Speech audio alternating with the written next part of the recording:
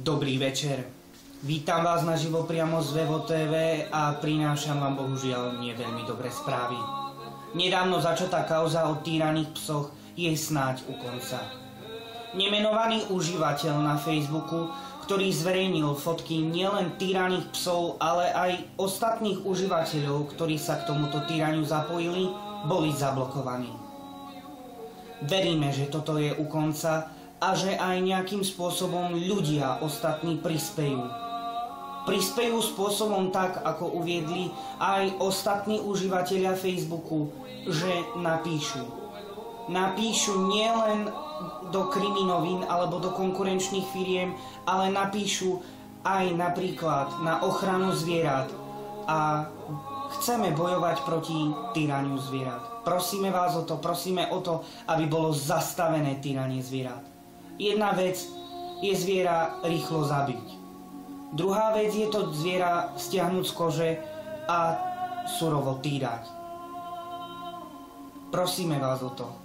Prosíme vás o to. Najväčším strediskom pre pokusy na zvieratá je momentálne Hutentonské stredisko. Aj dnes je v ňom uväznených približne 70 000 psov, mačiek, opíc, králikov a iných zvierat. Prosíme vás o pomoc.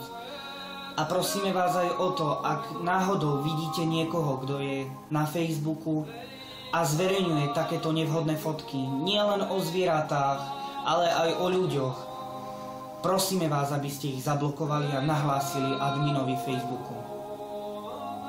Sú to rovnako bytosti a sú to rovnako duše ako my. A ja vás prosím o jedno, aby ste pomohli.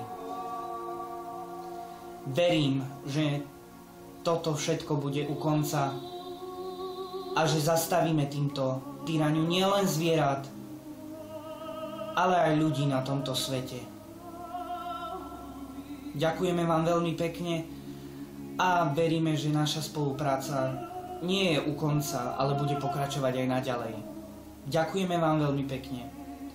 Chceme vás poprosiť, aby ste svojou pomocou prispeli, či už na Facebooku, alebo napísali konkrétne aj nám na tv@vevo@centrum.sk, alebo aby ste napísali aj na mailovú stránku, alebo na Facebook, alebo na Vimeo, alebo kdekoľvek, alebo priamo daným moderátorom, alebo danému kameramanovi.